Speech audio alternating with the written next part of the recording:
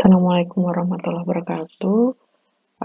Hari ini di minggu ke-12 ini kita akan membahas tentang bab 3 yaitu metode penelitian. Nah, pada bab 3 ini yaitu metode penelitian harus dijelaskan secara jelas semua hal yang ada kaitannya dengan kerangka penelitian, seperti cara pengambilan sampel, jumlah responden, kemudian prosedur pengumpulan data, alat-alat yang digunakan untuk mengumpulkan data, variabel penelitian, kemudian sumber-sumber data, tambahan, dan lain sebagainya. Bagaimana peneliti mulai melakukan pengolahan data yang dapat menganalisis hasil olahan tersebut, sebagaimana data yang telah terkumpul diproses, disaring, diuji, dan dianalisis. Prosedur statistik apa yang digunakan juga dijelaskan pada bab 3 ini atau metode penelitian. Nah, dalam sebuah penelitian di bab 3 di metode penelitian bukanlah sesuatu hal yang berdiri sendiri. Data yang dikumpulkan harus relevan dengan hipotesis, dengan masalah dan judul penelitian. Kemudian yang untuk menetapkan harus dijabarkan dari variabel penelitian yang terdiri dari satu atau beberapa gejala dengan berbagai unsur atau faktor di dalamnya, disesuaikan dengan tujuan penelitian, apa yang akan dicari dalam sebuah penelitian tersebut. Nah, dalam penelitian ada 5 jenis variabel, meskipun dalam satu penelitian tidak harus dinyatakan semua variabel itu. Yang pertama, variabel bebas atau independent variable, yaitu variabel sejumlah gejala dengan berbagai unsur atau faktor yang menentukan atau mempengaruhi adanya variabel lain. Tanpa variabel ini, maka variabel yang lain itu tidak ada. Variabel yang ditentukan atau dipengaruhi oleh variabel bebas atau variabel tidak bebas. Misalkan contoh penelitian dengan judul pengaruh pemberian kredit investasi kecil atau KIK terhadap peningkatan kesejahteraan hidup masyarakat nelayan.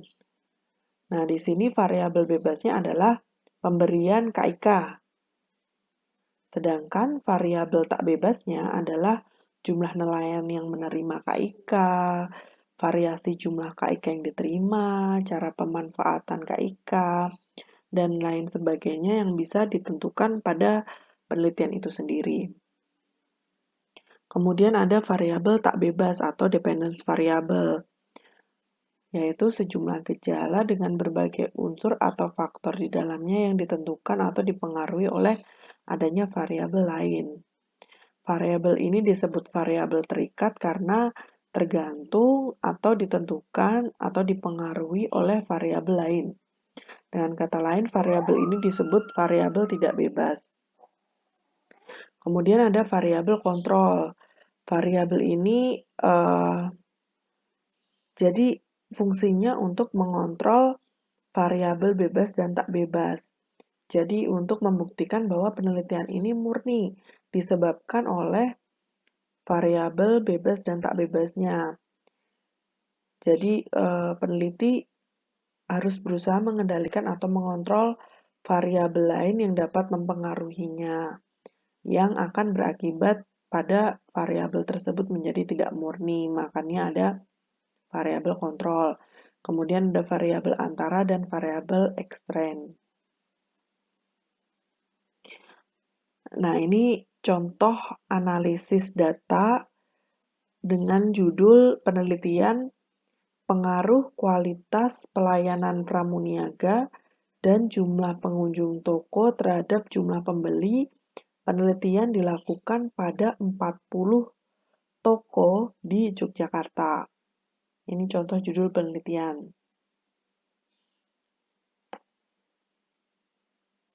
Nah, di sini pada penelitian ini variabel penelitiannya adalah eh, pelayanan pramuniaga, dan jumlah pengunjung toko sebagai variabel independen.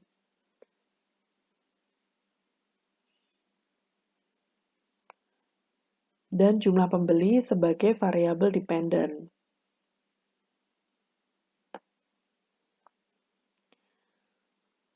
Nah, populasi jumlah toko di sini kasusnya populasi jumlah tokonya ada 45. Kemudian berdasarkan tingkat kesalahan 5%, maka diambillah sampelnya 40 toko. Nah, sampel toko diambil dengan stratified random sampling atau teknik acak terlapis. Di sini saya menggunakan teknik acak terlapis karena populasi yang dimiliki tidak memiliki sifat homogen tetapi heterogen, yaitu karakteristik populasi yang dimiliki itu bervariasi. Jadi sebelum kita lanjutkan, saya bahas sedikit ada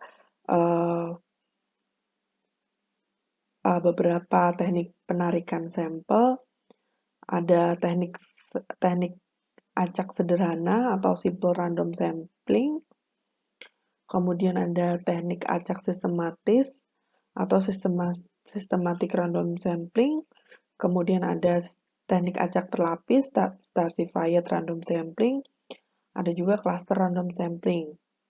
Jadi teknik sampling yang akan kita gunakan harus disesuaikan dengan karakteristik populasinya dan juga disesuaikan dengan tujuannya atau apa yang akan kita cari.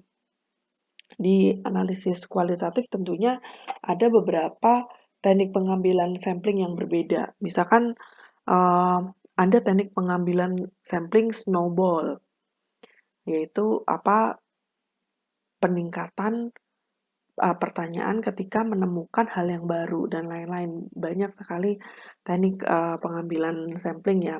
Kalau ingin mendiskusikan, silakan didiskusikan dengan saya sebelum pengumpulan tugas. Kemudian rumusan masalahnya saya merumuskan dari judul yang tadi ada 3 rumusan masalah. Yang pertama, seberapa baik pelayanan pramuniaga toko di Yogyakarta. Kemudian yang kedua, berapakah jumlah rata-rata pengunjung toko di Yogyakarta. Kemudian yang ketiga, berapakah jumlah rata-rata pembelinya.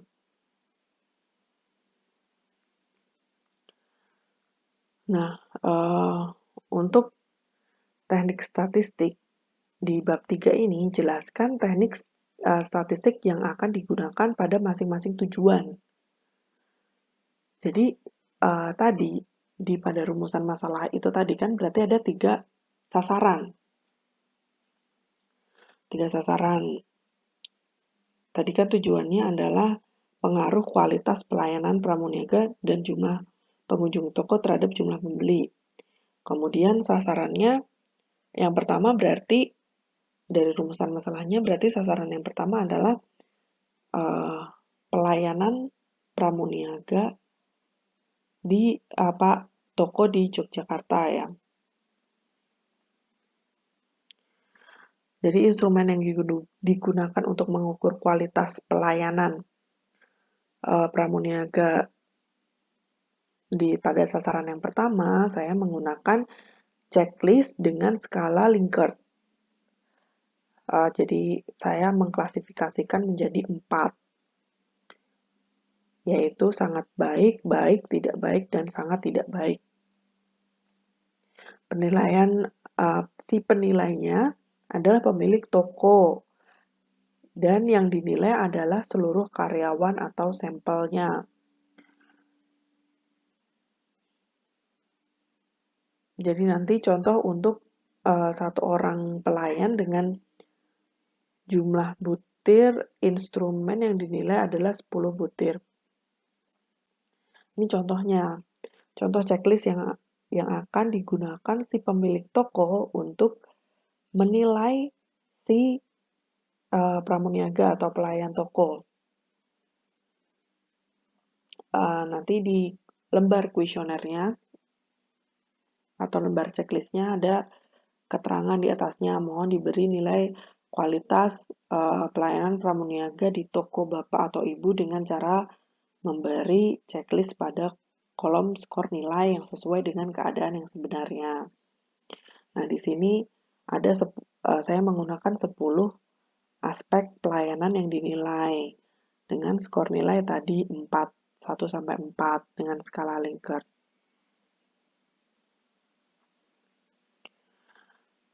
Nah, lakukan untuk tujuan 2 dan 3 atau sasaran 2 dan 3. Bisa menggunakan untuk sasaran 2 dan 3 tadi bisa menggunakan kuesioner ataupun yang lainnya. Sesuaikan saja dengan tujuannya. Nah, kemudian di sini saya akan menggunakan analisis data deskriptif untuk menentukan hasil seberapa baik atau kualitas pelayanan pramuniaga toko di Yogyakarta. Sehingga penelitian yang akan saya lakukan adalah kuantitatif deskriptif. Ya, nantinya si satu rata-rata pramuniaga ini akan dapat nilai nih. Nah, nilai ini tuh nanti dipresentasikan. Nah, sebenarnya ada banyak metode analisis data, tentu saja disesuaikan dengan tujuan dan jenis datanya yang sudah dipelajari di mata kuliah statistik. Seperti ada juga menggunakan misalkan hubungan pengaruh, menggunakan regresi linier, atau yang lainnya. Nah, di tugas individu bab 3, kumpulkan tugas individu bab 3 pada pertemuan minggu ke-13, yaitu minggu besok ya. Kumpulkan di LMS, batas pengumpulan tugas individu adalah selesai jam perkuliahan, yaitu 15.30 WITA. Bagi yang terlambat mengumpulkan dikurangi nilainya 10 poin per jam. Jadi kalau ada yang mengumpulkan jam 16.30 berarti nilainya nanti akan dikurangi 10 poin. Kalau yang mengumpulkan 17.30 berarti dikurangi 20 poin. Nah, untuk khusus di tugas bab 3, saya tidak melayani pertanyaan individu ya.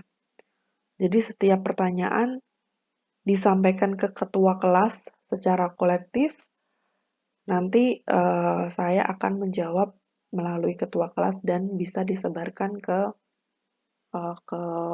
semua anggota ya, semua satu kelas.